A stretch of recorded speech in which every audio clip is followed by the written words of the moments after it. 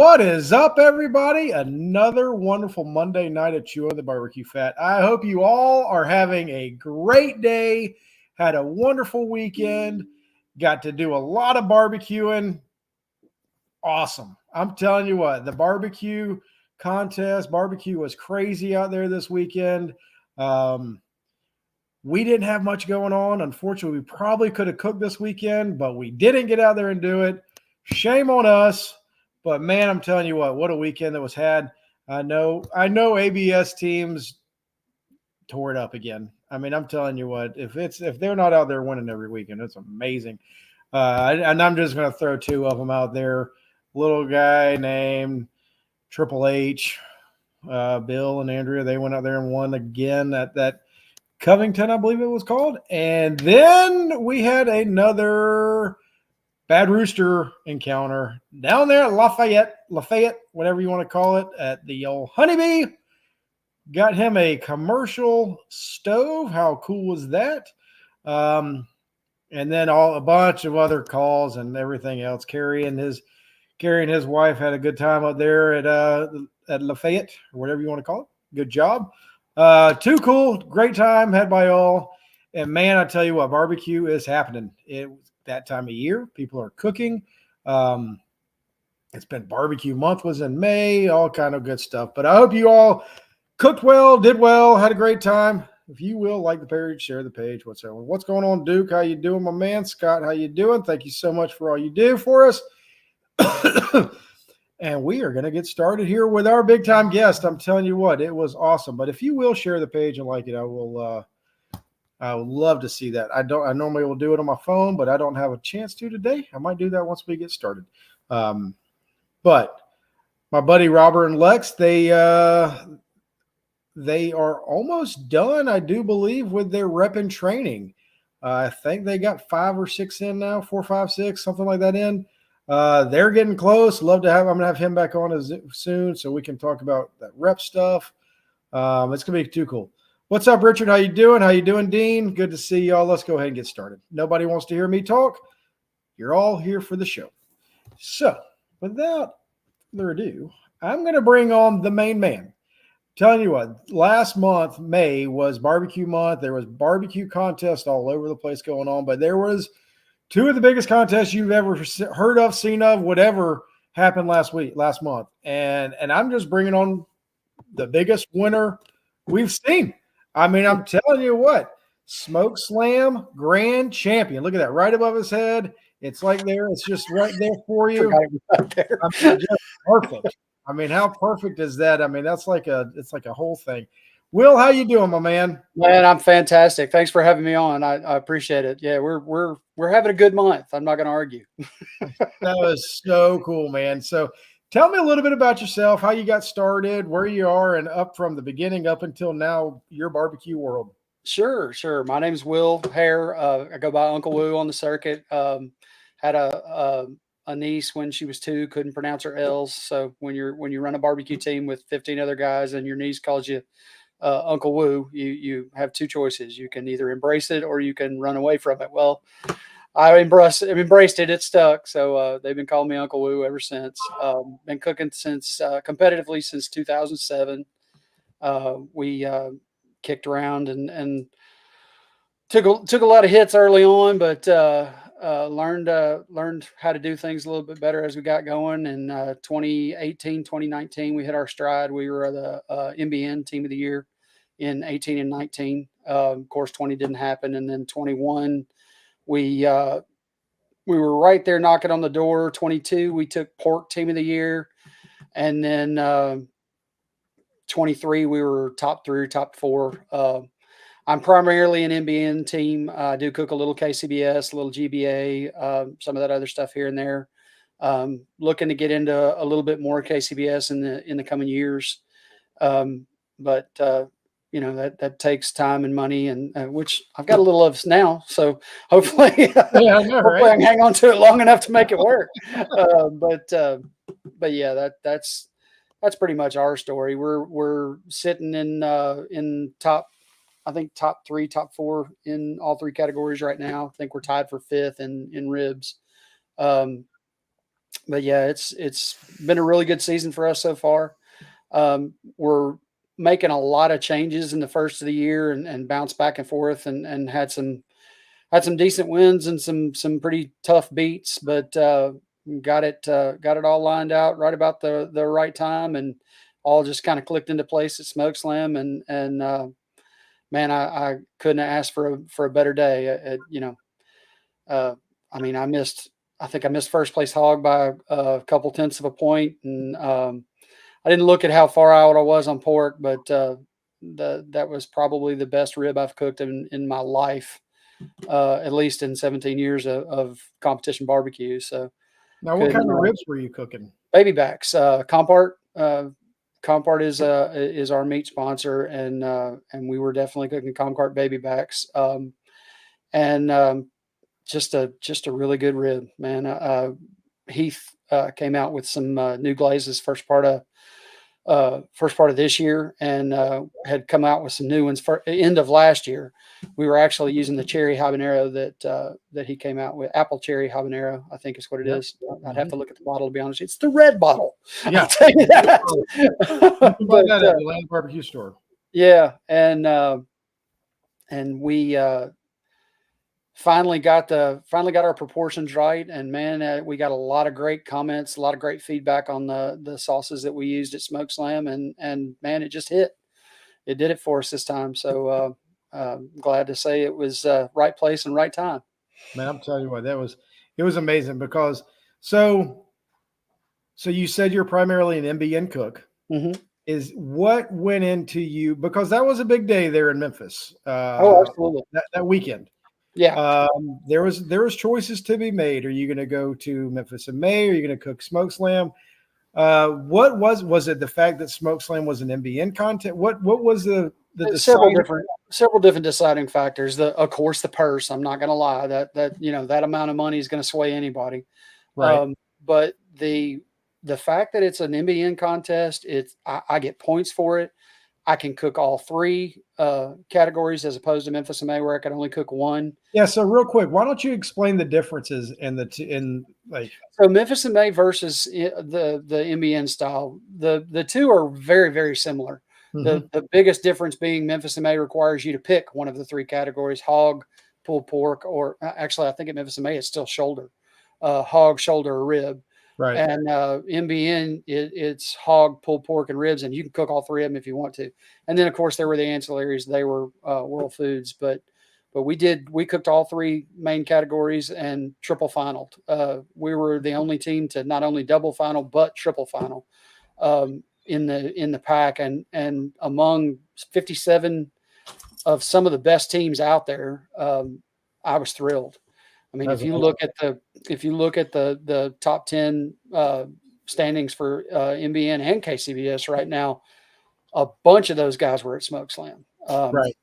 And Memphis and May technically was a bigger contest. They had, I want to say 120 or 130 teams. But if you look at the entries, there were 12 more entries turned in at SmokeSlam than there were at Memphis and May, because of the fact that you could turn in three categories. Categories. Yeah. Yeah. So, if you look at it that way, the contests were really close to the same size as far as meat and entries go.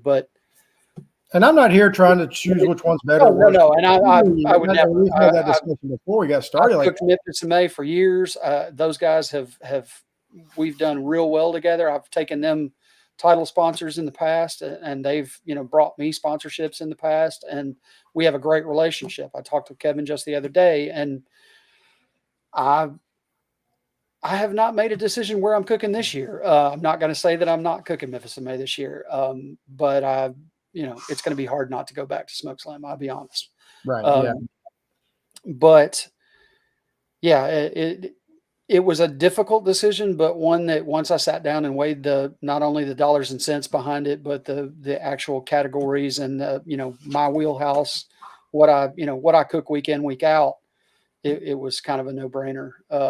I stood a better chance at SmokeSlam, and it paid off. So I don't know. I don't keep up with MBN. So what is your favorite category? I'm a whole hog cook. I started whole hog in 2010. My brother and I started in 2007 cooking ribs, and we knocked around in that for a while. And then, as teams do, kids got older, parents get tied up with sports and things that you know how that works. Don't know anything about that. And I don't have kids, so barbecue is kind of my baby. Right. They moved on and started doing sports and raising kids, and I moved on and bought a whole hog cooker. So it went from there. And hog is it's a different animal, literally and figuratively. Right. It's it's a lot to handle. I mean, I'm throwing around 140 pounds of pork, so it's a big deal. But it's something that I did a lot of research on before I started, and the research has never stopped.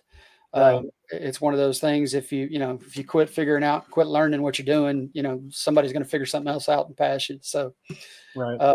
we've had a good run with it, and I'm not upset with the way it's going now. So What do you cook on? backwoods pro comp hog. I've also got a backwoods comp hog. I've got two separate backwoods cookers. I had a Meadow Creek for a while. My pork and ribs I cook on right now on an Old Hickory HPP.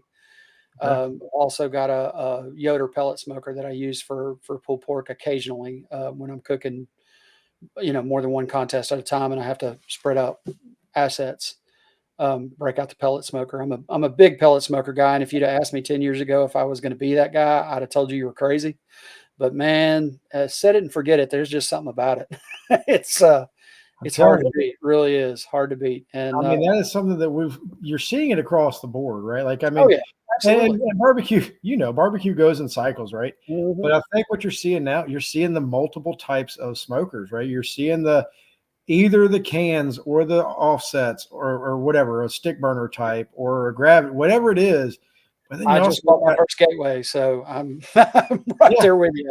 And then you have, but on the other flip side of it, you got a pellet grill to be the oven, to be the easy, right? Like, I mean, it is so, and there's a lot of people that shoot. You can cook. I mean, I know I've got Mark Weatherall. He does a great job. He cooks a lot of stuff on just straight Rectex, right? Like just straight grills or pellet grills. Cooks the whole contest. Yeah, I've done many briskets on that Yoder, and several of them were competition briskets. So it works. It really does. Now I'm not knocking anybody's lights out in the KCBS field just yet, but it's coming. Just give me a little time. Yeah, well, there's a good contest, and there's a great KCBS contest coming up in November. That's what I hear. That's what I hear. The ABS Classic. It's a great one. If you haven't signed up yet, might as well everybody go ahead and get signed up tonight. It's going to be amazing. We're getting we're getting teams from all over. It's pretty awesome. Looking forward to that contest. All that's in the works. Excited. We're going to have a show about that soon coming up. But anyway, nobody wants to hear about the ABS Classic on November 16th and 17th. You can sign up at www.absclassic.com. But nobody's talking self-serving. It's not self-serving at all. Yeah, we're not talking about that at all. It's not like you have a check behind your head hanging on the wall. No, I mean, right. Exactly. Like, I don't have the whole, I got to figure that out. Like, boom. It made the perfect backdrop for the room that needs to be painted. I mean, that is check on the wall. I love that. I love that. $400,000 or whatever. No, I'm just kidding. Oh no, man! What an amazing weekend. So, what? Obviously, is this the biggest check that you've ever won cooking barbecue? Oh, absolutely. To my knowledge, it's the biggest purse that they've ever offered in competitive barbecue in a single event. And I've asked that question to several different people because they were advertising the competition as that. I've never heard of one with a bigger purse. I've obviously never cooked one with a bigger purse. What was the purse? Big $250,000 total was the purse overall. And I took home a little over 90,000. Took home half of it. Yeah. It was awesome. Yeah. I mean, because you like you said, that's amazing. You triple finaled. Yeah. Oh, just for those that don't know MBN, that aren't familiar with all that, how awesome is that? It's incredible. I've done it twice in 17 years. Now there are guys who've done it a lot more than I have. I have definitely not tripled near as many times as, like, say, it used to be a regular thing for guys like Heath Riles and Mark West, Ten Bones, the old Natural Born Grillers crew, the Boar's Not Out. Those guys used to do it on a regular basis. I've done it a couple times. Like I said, I did it once at a small contest up here in New Bern a couple years ago, and then of course this weekend.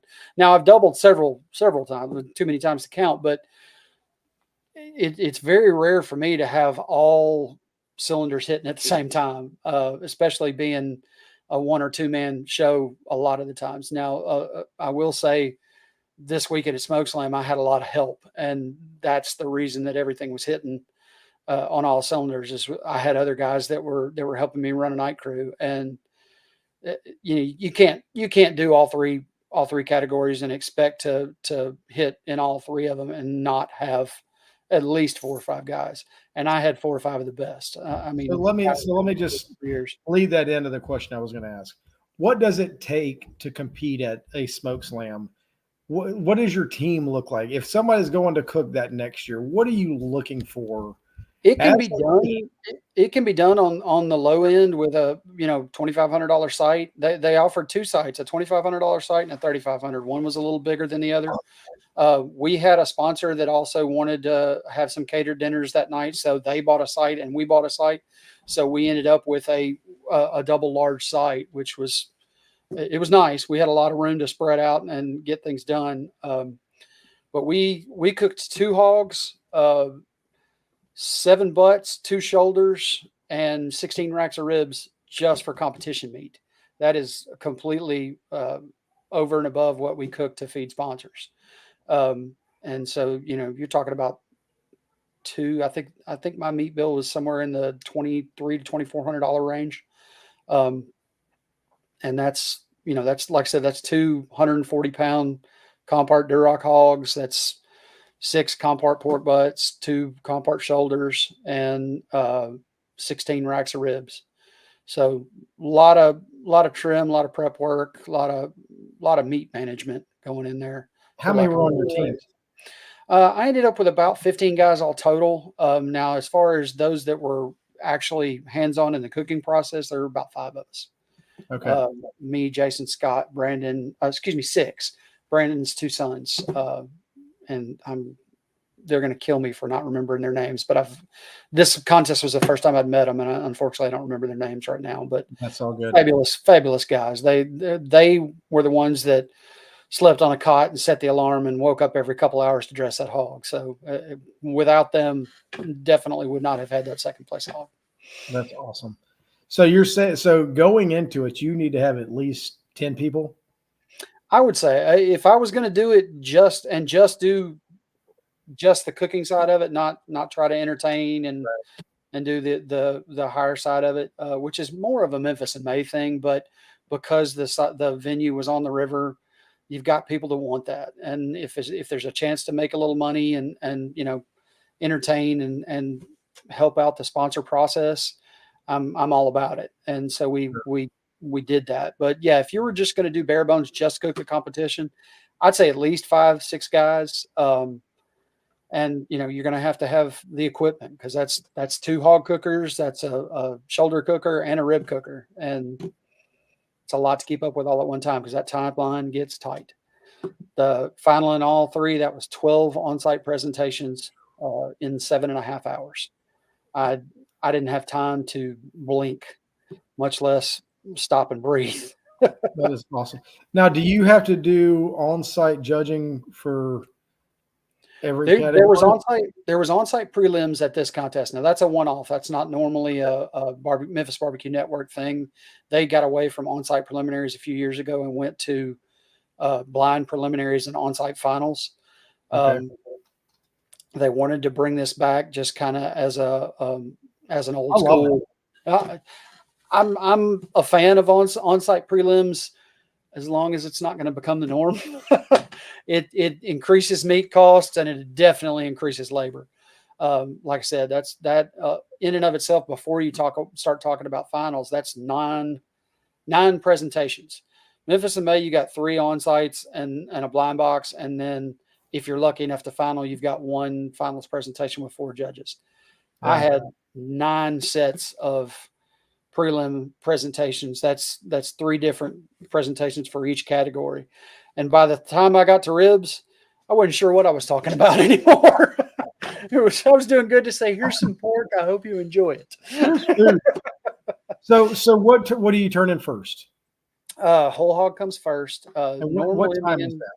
Normal NBN timeline is 10, 11, and 12. So 10 o'clock Okay. for whole hog, 11 o'clock for shoulder, and then 12 o'clock for ribs. Now, this one, because of the on-site prelims, they backed it up a little bit, and I think they did.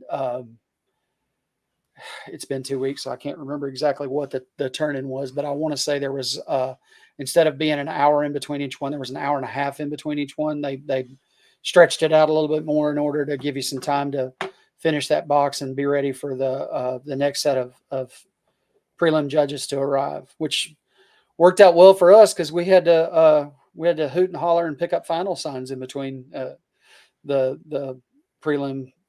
So when was how much time did you have after turning in your last turn in for the prelims before you had to do your first final? I think it was 25 minutes. Oh, wow. 25, 35 minutes, somewhere along in there. It was So right you're on. still doing your prelim, knowing that you got a hog final or whatever the first final was coming. When we were finishing our rib prelim on site, they had just dropped off the shoulder finals notification, and we were getting ready to start our hog finals presentation. Like we were like 5 minutes away from starting our hog finals presentation when they showed up with the rib final sign. So it was constant chaos, for lack of a better word. Man. It was, and without, like I said, without 15 guys to mitigate the chaos, it never. So how did you handle that? How did you handle, like, what did you just say, let's sit back and breathe and just go? So, luckily I had, like I said, I had my brother with me, and he and I had cooked ribs together for years. So he knew the rib process that we were doing. So, in the middle of wrapping my ribs, I've got to stop because I've got prelim judges about to show up for shoulders. Right. So I turned to him and I said, he had watched me wrap the first 2 or 3, and I looked at him and I said, you got to finish this. I've got to go. And he was like, okay, no big deal. And he jumped in and finished that wrap and got him going. And when I finished the 3 on-site presentations, I came out and he was glazing ribs and getting the cooker ready to go for the first set of rib prelims. So it was, so he was probably going crazy inside. Oh, he was close. I want to show it, but let you know that he's got it under control. Absolutely. And my Jason and Scott, my guys that handled the hog and helped me finalize the shoulders, it was the same way. By the time we got done with one, we were starting on the next one and getting notified for finals. So it was, you didn't have time to bask in the realization of the excitement. Right? Like everybody just dreams of that happening. Right? Like it is something that is just amazing. I couldn't dream of it. I told somebody about 3 days later. Matter of fact, he's probably watching. Scott sent it from up in Georgia. Up in Virginia is a buddy of mine. And he sent me a message, said, have you come down yet? And I said, well, I woke up this morning and the big chick is still leaning against the wall at the end of the bed. So it must be real. It still happened. Thank you, Jesus. It wasn't a dream. It must be real. Thank God. So man, that is so cool. I mean, and I don't know if like a lot of people do KCBS on the show or whatever. So they, or whatever, I don't know. Like we don't get that satisfaction of the knocking on the door or whatever it is. Like, hey, you just finaled. Like it's a different animal, but getting your name called at a KCBS contest is just as exciting.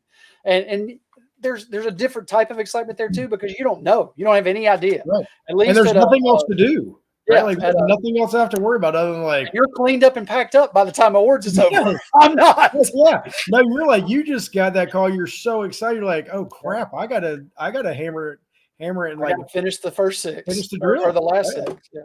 It's just started now, right? Because that's where you win it, In KCBS, everybody says you win it on the cutting board, right? Like I'm assuming in NBN, it's like you win it in that presentation. Well, in a normal NBN competition, you win it on the cutting board as well because it's the blind box entry, and right.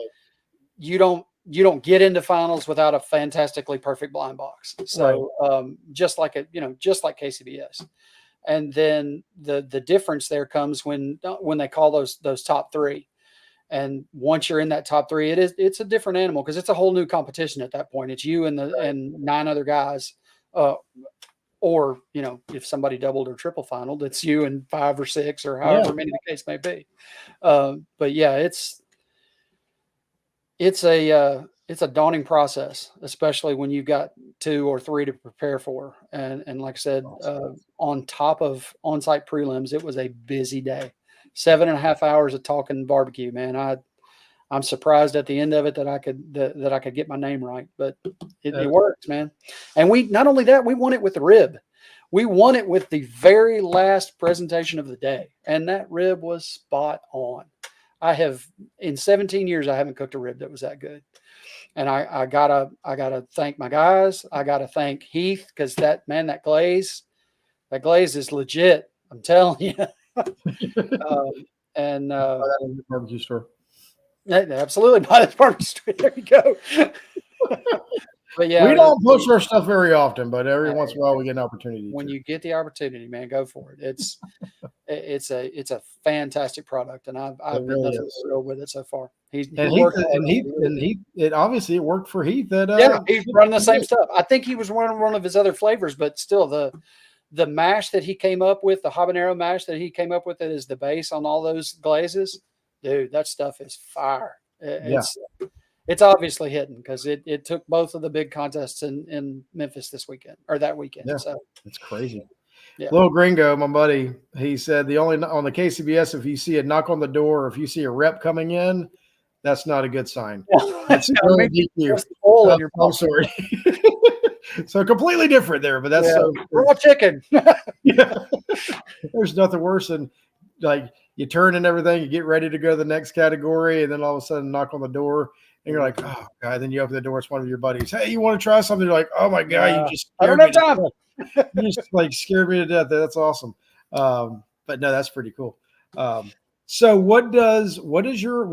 has this changed your barbecue trajectory in any way? Do you see that? Is it I'm making a few changes. Like I said, we've been talking about moving into the KCBS and the GBA and the IBCA and a couple of those. And right now, and I'm not a guy that stands back and says, this is the equipment you got to have to win. You got to be cooking on this, yada, yada, yada. But anybody can look back at a KCBS contest or look around at a KCBS contest and see 900 drums sitting around. So I'm looking at, like I said, I just bought my first Gateway. I'm looking into Outlaw offset. I'm making some, I'm not going to say changes, but I'm making some advancements. I'll put it that way. And I'm going to branch out into a few other things and see how it goes. And I cooked on that weekend that y'all had this, the Memphis weekend. I cooked for my nephew's graduation party, and I had a buddy let me use his Outlaw hog cooker. I saw the pictures. Oh my dude, that thing was amazing. I'm telling you, man. Awesome. Who did you borrow? Richie Kruger, a guy that's local. Was it the hog? Yeah. The Hoss, I think they're called. No, it was the hog. So it was the one with the drawer underneath where you can load coals direct underneath. Yes. And I didn't do that part of it. I just rented it as an offset. Yeah. Yeah. I cooked with Mark Williams and his crew up at Malcolm's shop a couple months ago when they did a hog class up there. And that was what we cooked on. That is a fantastic cooker. Dude, it was awesome. I've cooked a ton of hogs in my life. I have never seen a cooker that works like that. That is they have done the work on it. They really have. And it's a fantastic machine. I mean, I'm telling you, I've never cooked a whole hog, but I want to cook a whole hog, and that's amazing. Like that thing was. Now I'm not sure how I didn't do the whole coals and everything up underneath, but it looks super simple. It's pretty much cut and dried from what I can understand. Now I will say that there's quite a large possibility for grease fire. So because you're definitely cooking right over a bunch of rendered fat. So Yes. you got to be careful with it. But it's, man, I tell you one thing, Jay Craig that man is a magician. I'm telling you, he has come up with some of the coolest smokers you've seen. Has he not? Has he not? And it's like every year, it's like, hey, I got another new one. And like I got friends, right, that brought the BFO or whatever, and they're like, crap, the other thing just came, whatever it was, just comes out afterwards. It's like, that thing looks awesome also. Yeah, I hadn't gotten my hands on one at that point when Heath got his in South Haven 2 years ago. And I walked over and looked at that thing and I was like, good Lord, does the cooking surface ever end? This thing is enormous. And then since then, my buddy Dustin, Blue Collar, he's bought one. Yeah. And dude, those things are, man, they're a beast. He actually cooks hog, shoulder, and no, I'm sorry, he doesn't cook all three, but he cooks hog and shoulder on that one BFO, and then cooks his ribs on another cart model that Jay built. So he's pulling 2 offsets up at a contest. So that's heavy hitting right there, because them things ain't cheap. No, you know what? That hog HAWG, it wasn't nearly as much as I like. $16,000. Yeah. It's not. I mean, somewhere in there. How big that thing is once you're in comparison to some of the other what you're getting. I mean, it is. The trick is it's not just the smoker though. You got to buy a trailer to haul that damn thing. It weighs 9,000 pounds. No, that's a whole nother thing. Like, that's an exaggeration, but not by much. I'll just put it to you this way: I borrowed it. It was hell getting it to where I got it because we didn't have a winch that worked or whatever, and then getting it off. I'll just say this: once I put it back at his house and did everything, I was like, dude, this was amazing. Thank you so much. But I am glad that it's at your place now, and I don't have to worry about it. But I'm telling you, man, that thing was. You need to carry an insurance policy on it while you've got it. I was like, man, here's some money just in case. Set it aside. But whatever. I mean, well, you got it there, and it was awesome. But man, I'm telling you. Some of those cookers are amazing. And I know Backwoods, they have some of the best. That cooker has been around forever. Oh yeah. It was the gold standard in NBN cooks for the longest time. Right. When I first got into it in 2007, we started out on a competitor, and that was back before the days of the G2 and a cooker you could fit a whole steam pan in. And that was just a tall, skinny box, but man, that thing cooked like a machine. Man, I'm telling you, when I first got into barbecue, and it was still KCBS, man, I'm telling you, everybody was cooking on a Backwoods. Now, let me rephrase that. Anybody that was winning was cooking on a Backwoods. Yeah, that is true. And it was like, man, these things are amazing. And then it wasn't too long that I don't know what happened. I own 4 of them, so I've got a Pro Comp hog that is my hog cooker. I've got a Comp hog that is my travel hog cooker when I'm not carrying my big trailer. Then I've got a G2 Party that I used to be my go-to rib cooker, and probably still will be at some point. It just needs a little work done to it. I cracked the firebox on it. And then what's my other one? Oh, the Party. I've got a standard Party that I've had forever, because sometimes you just want to fire up a pork butt for the family for the weekend, and you don't need to fire up a hog cooker.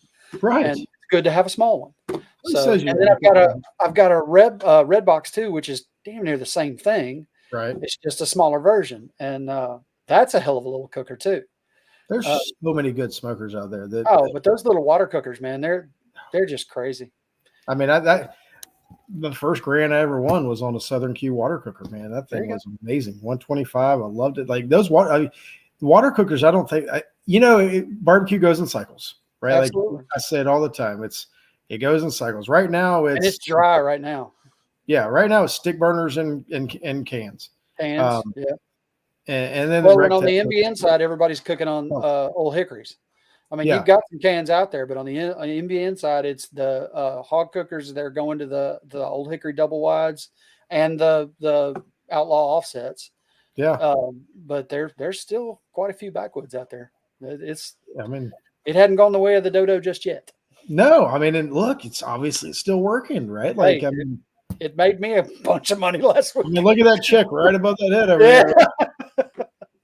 Yeah, that's the big one. That's the grand. The other 2 are leaned up against the wall in the other room. But You got so many checks, you don't have enough walls to hang them all on. I mean, that's never a I it's need always to paint the room, and there you go. it was easier to put that on the wall than to stop and paint the room Yes. before I had to do a podcast today. Cameron, I don't know if you're still watching, but Cameron Cressier asked, honest question, why do they use white to-go box for presentation instead of a nice wood cutting board or something? I'm going to give them an answer that I think, and I'll let you answer for what you think. Blind boxes. So that way it's the same. It's the easiest thing for an organizer to come up with. It is something that as a blind box, the whole purpose is like you can't sculpt the meat. You can't do certain things that would sit there and say, hey, Brian, turn that in. I know that's him as a judge. I'm going to score him higher or lower, whatever, because I know who that person is. So it's all blind judging. I don't know. And I think it's the same in KCBS, but in NBN, it's double blind. So not the Yes, 100%. table captains and those guys don't even know right whose box it is. But that's absolutely why they're using a plain white styrofoam box. Number one, because you can fit 6 of them on the table with samples in it. If you get 6 cutting boards with samples, you try to fit all that and 6 judges around an 8-foot table. That could be a challenge. Right. But yeah, like you're saying, you can't identify the box. And yeah, on some level, if you've done it enough and you've looked at enough of them, you might be able to pick somebody's box out. But I'd be willing to bet. I mean, I'd be honest with you. I judge every once in a while just so I can try to keep abreast of what's coming in on the tables to see if anything that I'm missing. And it's harder than you think to pick those boxes out. I would be willing to bet there's no way. Like I know in certain GBA, there's that talk of they know whose boxes is what and this, that, and the other. With the amount of information that's out there, the amount of classes that's out there, there's such similarity between what everybody's doing. Yes, and you got to be doing it cleaner and better than the other guy because his box is going to look exactly like yours. There's only so many ways you can turn in food, right? Like it is what it is. And I don't want to. I mean, I know everybody likes their box presentation and this, that, and the other, and I get it, and it's all important and whatever. But at the end of the day, it's chicken. You're going to turn in a certain amount of pieces of chicken, whatever. If it's legs, there's only so many ways that you can display legs. If it's a half chicken, there's only so many ways you can display that half chicken. If it's thighs and wings or thighs or wing, whatever, there's only so many ways you can do it. Excuse me. I know I'm a very boring. I'm going to sneeze. But like, so to answer your question, why not put it in on a cutting board? I think that would be difficult because I mean, there's times that people are running to turn in boxes with seconds to go, and that would be kind of difficult to put it. Now the judges get it, and once they get it, they are then putting it on cutting boards. They're not wooden cutting boards, but they're basically pieces of paper that have their 6 different locations in KCBS. I'm not sure about the MBN and some of the other stuff. But anyway, great question. Good question. I'll let you, if you want to add anything to it, Will. No, MBN's the same way. There's a numbered box and then, they get to the table and the judges have got a section placemat and it's. Now, what about on-site presentation? What does that look like? On-site's a different animal. Now, here again, that's not something that happens at a normal contest. That was a one-off for SmokeSlam, but for at a contest where they're doing an on-site prelim, because I have a feeling that since it was so successful at SmokeSlam, you're going to start seeing it at other one-offs here and there. But yeah, the blind thing goes out the window at on-site prelims, and that's kind of one of the reasons that I was a proponent to doing it away with it, because back in the day we had issues where as an up-and-comer, a team that didn't have the money for the huge rig and the big elaborate on-site presentation, we were using a folding table and chairs and a black tablecloth and here's the food. Hope it's the best thing you've had today. We weren't, folding down the side of our 18-wheeler and rolling out backwoods on casters on the sides and things of that nature, which, I've seen it happen. I mean, hell, Melissa had she had 3 hog cookers on a rig that she used to walk judges up on at Memphis and May. You tell me that's not impressive? I'm sorry. You're wrong. It's impressive. When it comes down to it, you've still got to have the blind box. You've still got to get there. But there's a lot to be said for the blind portion of it being more important than the on-site portion of it, because you get to a point where, and especially in the days of podcasts and TV shows and things like that, there's a star factor that comes in there, and I am not a star, and a lot of these other guys are. I don't have my own TV show. I've never been on a TV show. A lot of these guys have, Right. and it's hard to tell a judge. You've got to judge the product, not the person, and then set them in front of a Myron Mixon or a Tuffy Stone or a Melissa Cookston, and up against a guy who they've never seen or heard from before. So, I mean, I remember when we were at Memphis in May, a guy won ribs. We were in the booth with him as he was doing present. He didn't expect it at all, right? He was in there, and I'm telling you, he was that guy that didn't have, it was at the time a small town, whatever. He didn't have the big rig, and he used that to his favor in the judging room. He's like, look, yeah, I don't have all this other stuff, but I'm going to give you the best rib you've ever had, right? And he ended up winning rib that day and whatever. I mean, I used it myself. Back in the day, I used to come out and say, this is my hog that nobody gave this to me. I purchased it, right? Out of my back pocket, and here it is, and I hope you like it. And if you're putting the best piece of meat out there that they've ever had, hopefully it holds enough to bring home the gold. So now this is coming from somebody that's never cooked an NBN contest and had to do a on-site presentation, but I love the on-site presentation aspect of Memphis in May and NBN and whatever. As I said, I don't do it. I don't dislike it. But I like how it does add a certain flair to cooking. And as long as that blind box goes, the majority of the weighted on it. I do like the fact the presentation part of it. I think it definitely adds something to the competition. It absolutely adds something to barbecue people, right? Like barbecue cooks as a whole, makes them more well-rounded, because you've got to be able to describe what you're doing and selling your. We all think it makes it a much more social aspect than it normally is. That's what we need. I 100% agree with that. You have to interact with the judge on the other side of the table. It's not just handing him a box and hoping for the best. Right. And not only with the cooks and the judges, but as public coming in wanting to see a barbecue event. What are they seeing when they come to an event? That's what we're dealing with at our contest, right? I'm trying to make it a barbecue event. What am I going to do? We're going to have cooking demonstrations. We're going to have people's choice. I'll be honest with you. SmokeSlam did a fantastic job of that. It's always been a problem, and I'm not going to say a problem. That's the wrong word. It's always been an issue that people fussed about at places like Memphis in May, where you've got a big festival going on. People bought tickets to come, be a part of it. They walk in, and if you don't know somebody on a team, if you're not part of a team, if you're not somebody that was invited as a sponsor, you're walking around smelling some really great barbecue, but that's about where it ends. And everybody's like, get the heck out of my space. Yeah, exactly. And the health department's not going to let me feed you. So unfortunately, you're SOL. Right. SmokeSlam put on live fire demonstrations. They had a real festival atmosphere. They brought in games and rides for the kids. They had a dadgum pickleball tournament in the middle of this thing, which that's awesome. I didn't get a chance to go watch it, but I hear it was incredibly fun to watch.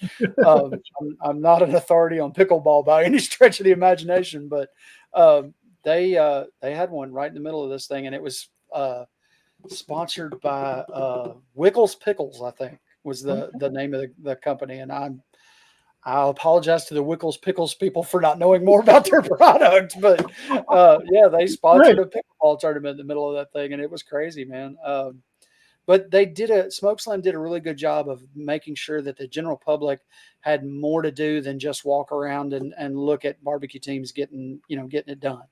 And Memphis in May has branched out and tried to do that in the past couple of years too. They brought around Barbecue Alley, and Big Green Egg comes in and does a bunch of demonstrations and things of that nature. But it's still a fledgling idea for them. And I think with the promoters at SmokeSlam being more festival geared promoters, they were festival promoters that were having their first barbecue contest, where Memphis in May is more of a barbecue contest organizer that's now trying to make that work as a festival for the public. So you've got exactly, juxtaposed ideas there. And that's what we're trying to do. Like I'm an organizer that's wanting to get people to show up, and and me and Ellen, we talk about it all the time. It's like, what are we going to do? How?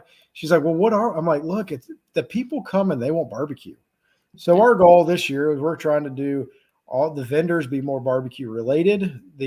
Have the people's choice at the sites, but still have volunteers handing it out and doing everything for them. But the public is still capable of coming through and seeing everything. Yeah. And then we're going to do some VIP tours to where we have enough. Memphis in May did, and we cooked the VIP tours for them for years. And it was great for me because I got a chance to get oiled up on my presentation side of things for before the actual competition started. And they got to bring some VIPs through that, they paid, whatever the price was to be a VIP for the day. And they got to come around and actually spend some time in a barbecue tent, see what's actually going on, take a look at the competition cookers. At the time that it happened, I actually had hogs out on the table getting prepped. So it was really cool. They got to see that going on. So it was kind of cool for them, but that worked out well.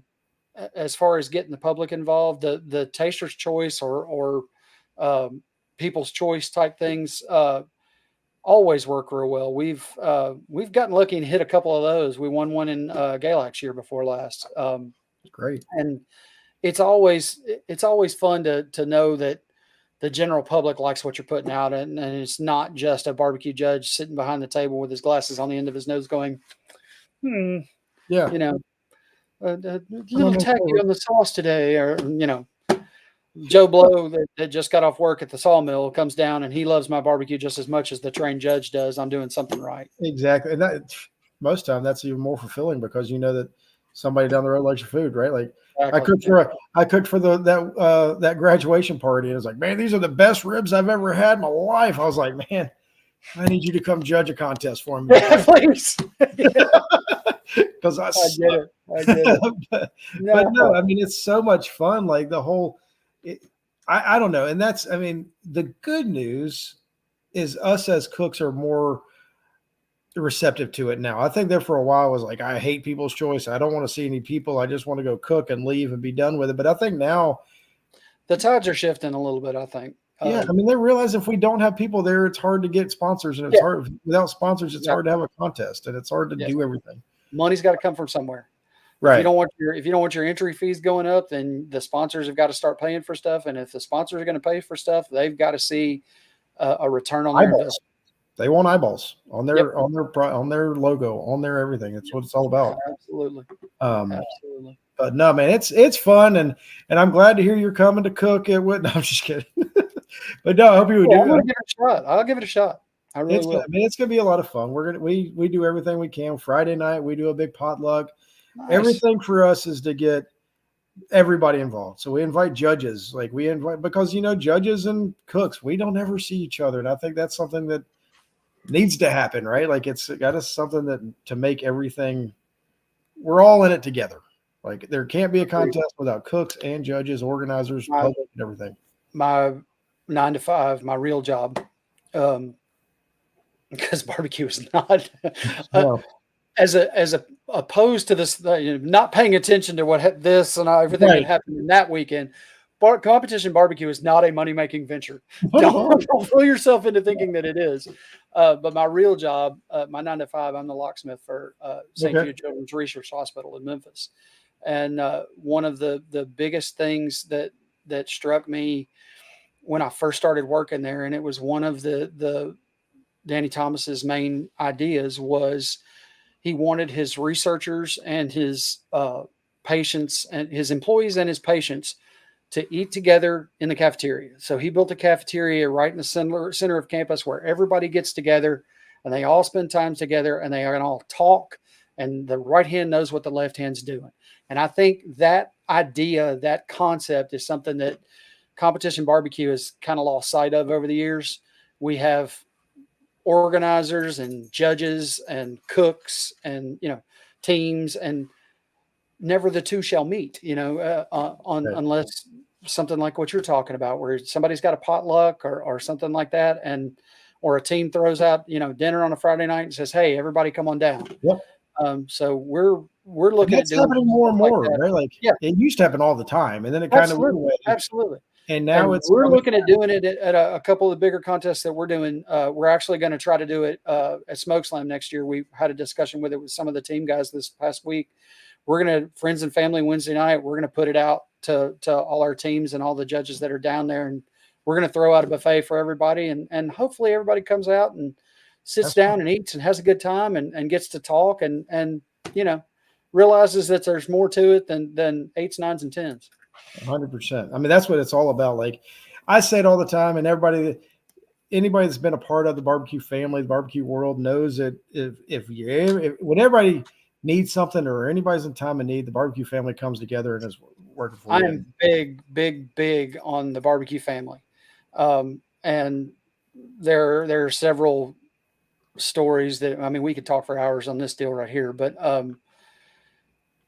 and I'm real big on we are a family. Barbecue family is a real thing, and we take care of our own. Yep. And I'm not going to get off into the things that I personally have done in this past year, but our family has taken some hits in the past couple of years, and I go out of my way to make sure that I'm doing everything I can to take care of those guys that need help and need to be taken care of right now. And it is what it is. And there was a big story done on us right during Memphis in May last year or year before last at Memphis in May.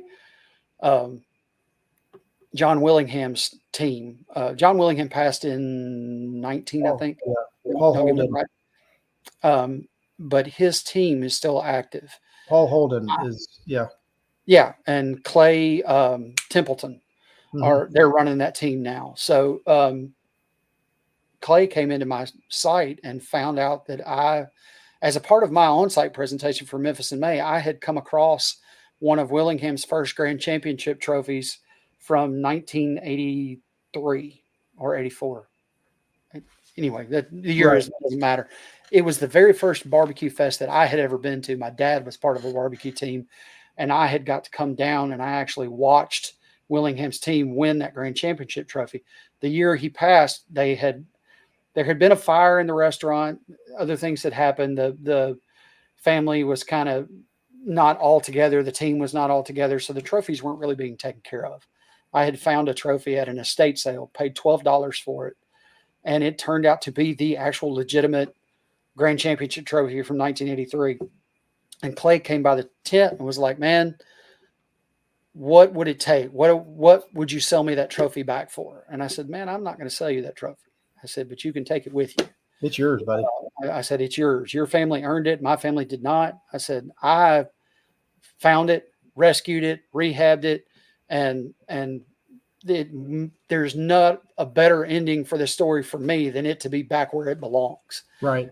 Don't get me wrong. It's been a great piece of my my judge's presentation, my barbecue story, as it were, for growing up in it and around it and being exposed to it. It was a great piece of history for me. But I can tell that story with a picture. I don't need the trophy. Right. The trophy belongs with Willing, and they came and got it. Clay actually came and got it 2 weeks before Memphis in May this year, and one of the local news stations did a big story about it. And I don't know that it ever aired because I never saw the story, but it all ties back into the I'm not where I am without that story. Right. And that story is part of what makes me who I am and makes barbecue important to me in my life. Right. And not any more than every individual that I cook with every weekend, week out, that's part of this barbecue family that we're all a part of. Right. And like I said, we are a family and we take care of our own. Yep. And that's the way it works. Well, And that's hopefully one of these days, when something bad happens to me, I'll be there to, somebody will be there to pick me off the ground. exactly. And But, you know what? They will be, right? pay it forward, right? That's all the best we can hope for. That's awesome. Well, man, I do appreciate it. It's been an awesome time. Is there anything else that you want to say about the SmokeSlam weekend or anything And else?